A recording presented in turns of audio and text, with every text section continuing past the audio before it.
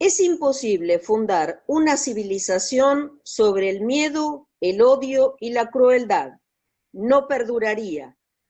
Esta frase pertenece a George Orwell, 1903-1950, un brillante escritor distópico, nacido en Londres, especialmente famoso por dos de sus obras. 1984, muy dura, por cierto, y Rebelión en la Granja, entre otros escritos. Estamos parados en medio del mar, tratando de sobrevivir. El puerto lejano al que queremos llegar, no encuentro el punto cardinal. Estamos en un bote de goma, en medio del mar.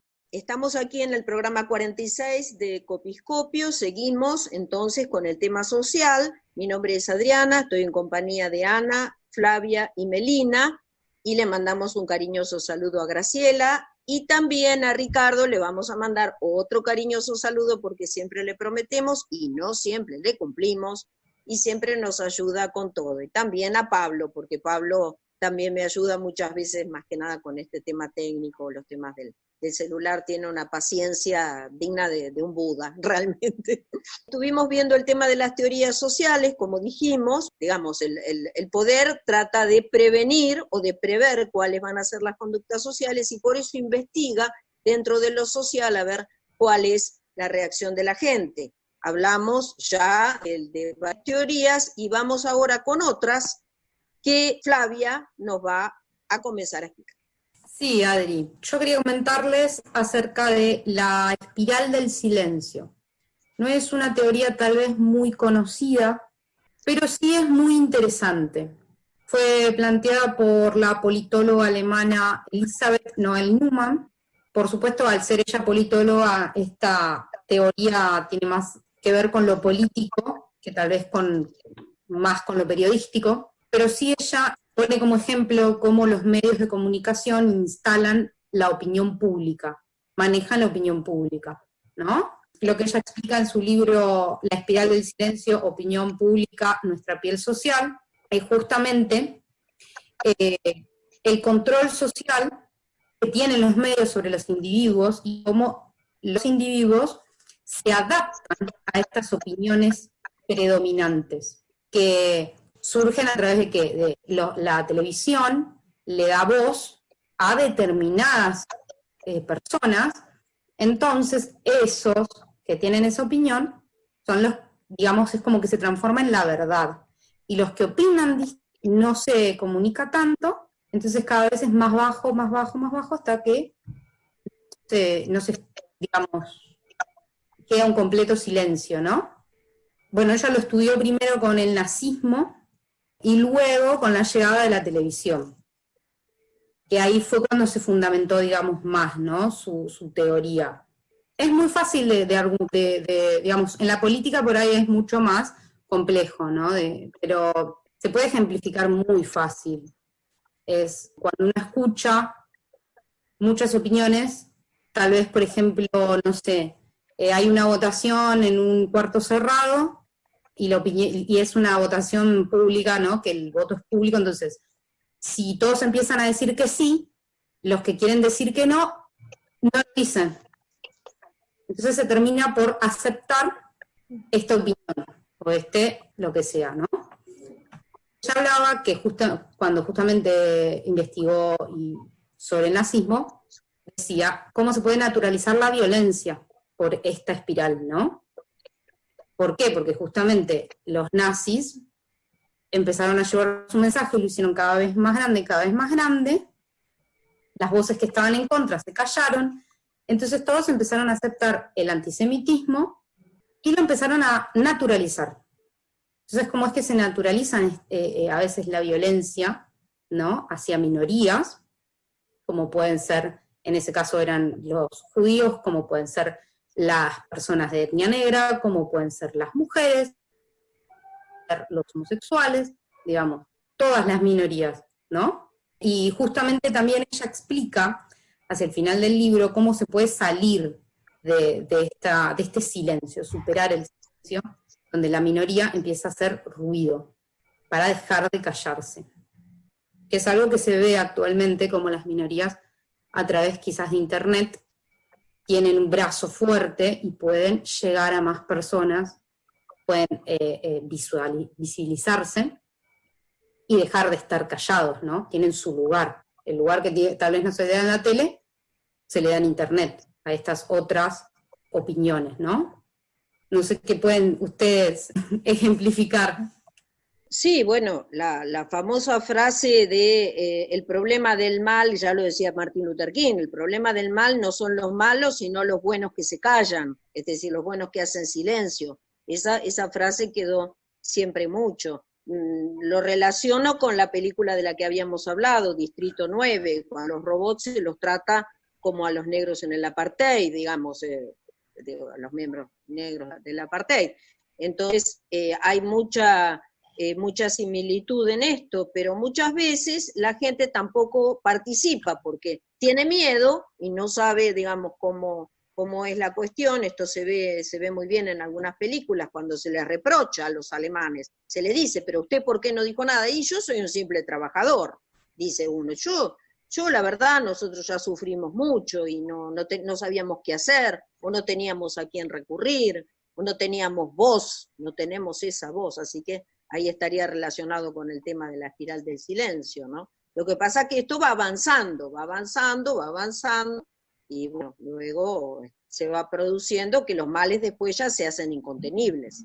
Ese es el tema, ¿no es cierto? En el caso del nazismo, ya en 1923, con el golpe de Múnich, de la cervecería de Múnich, ya se veía venir lo que pasaba. Es lo que trata la película El huevo de la serpiente.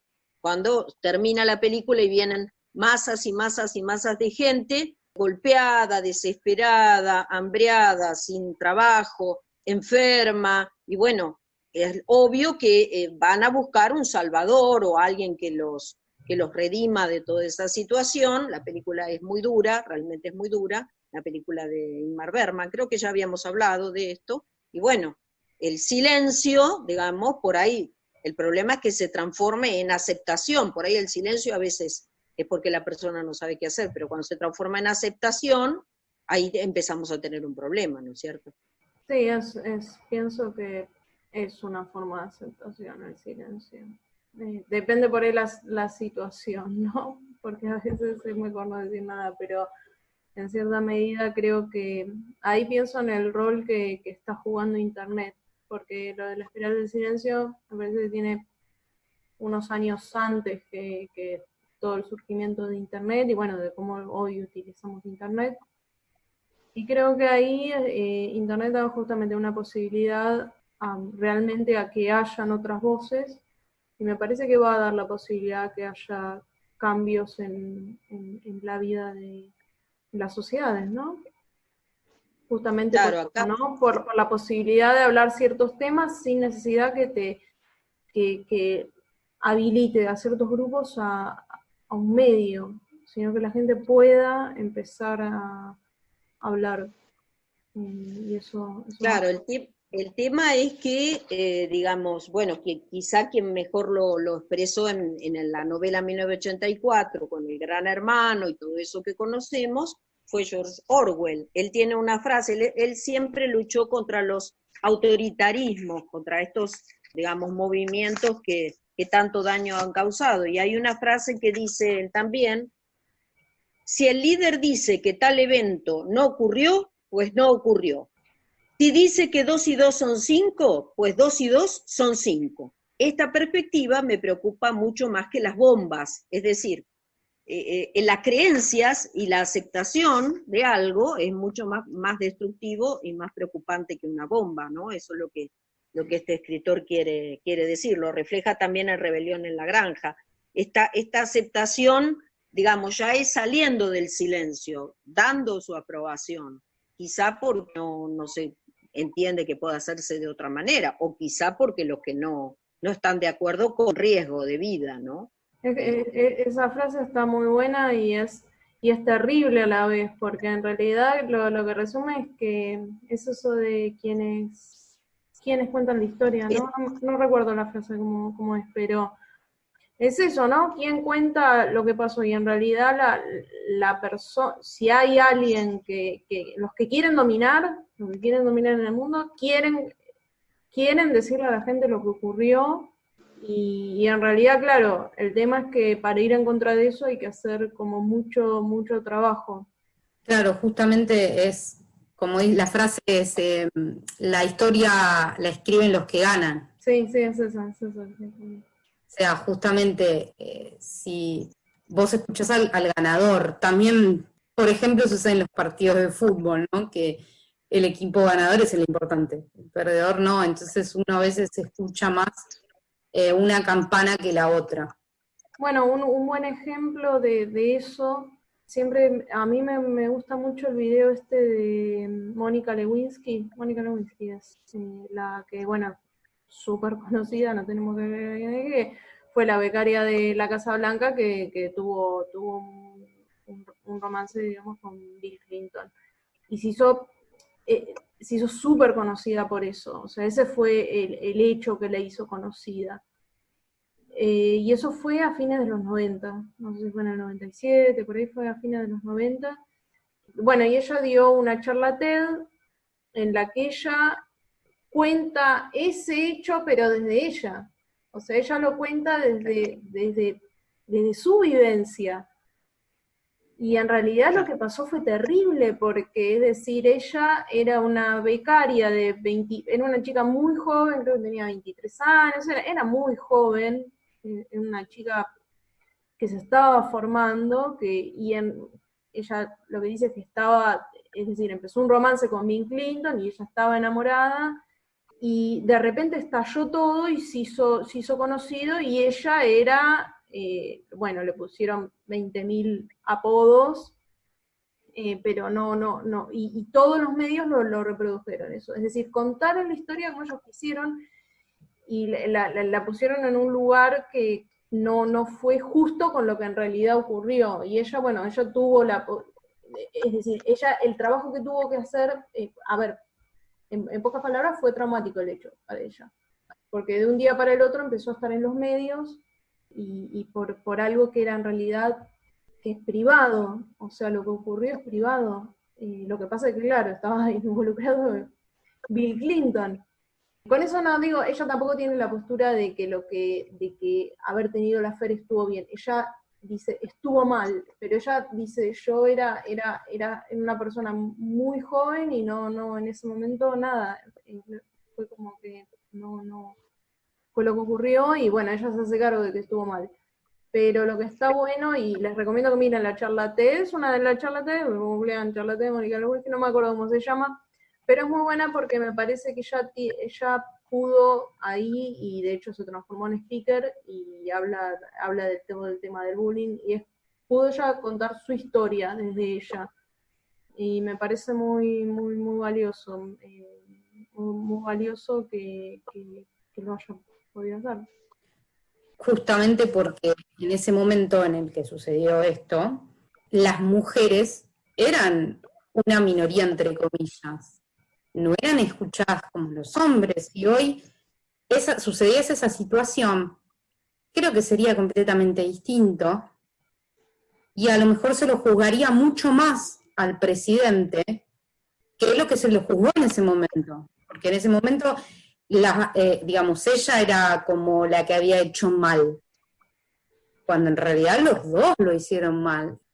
Era mucho más complicado en ese momento. Tal vez ahora las mujeres pueden hablar más, ¿no? Porque también se las escucha más, han salido del silencio, ¿no?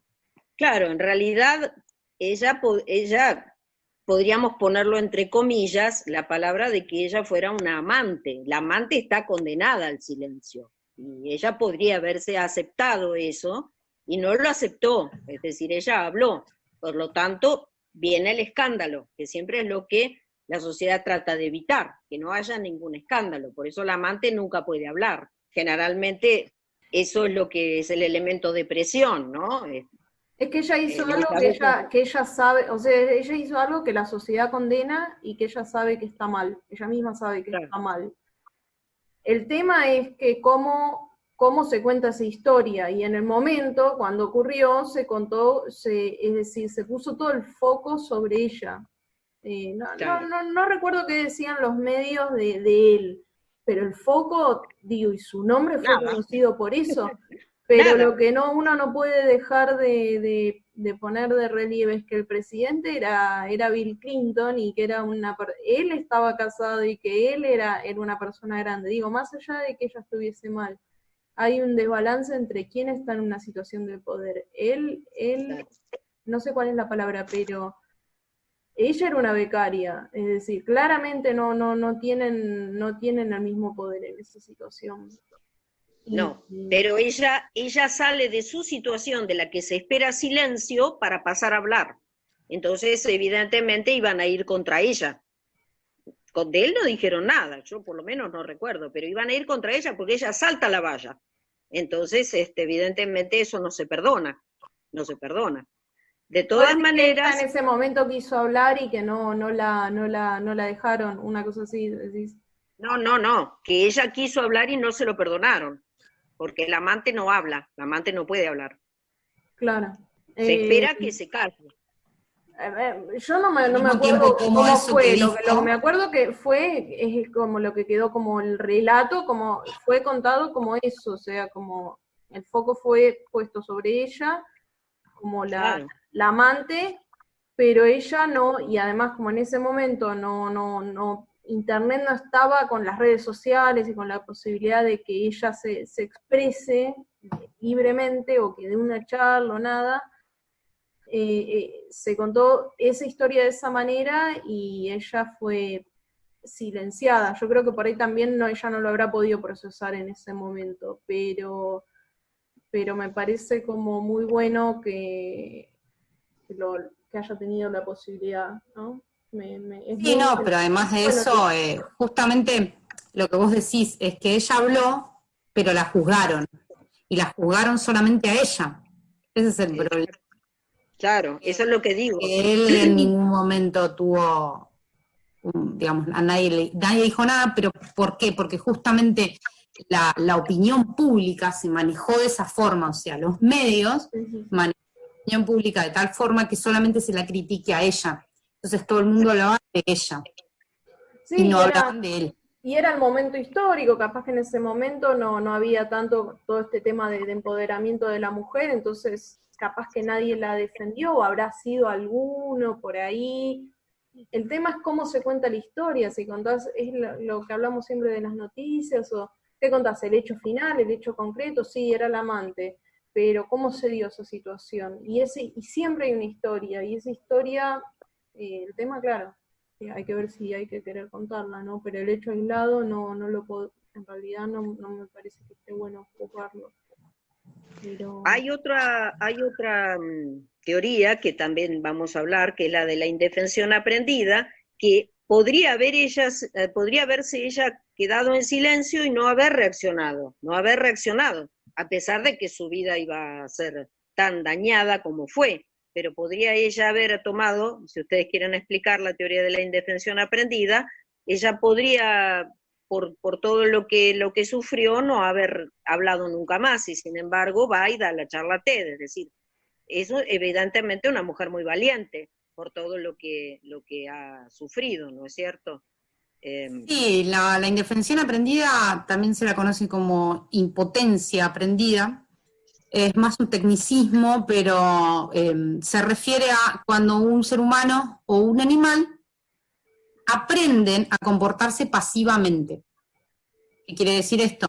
Que tienen la sensación de que no poseen las capacidades necesarias para hacer algo, digamos, de la forma más sencilla, ¿no?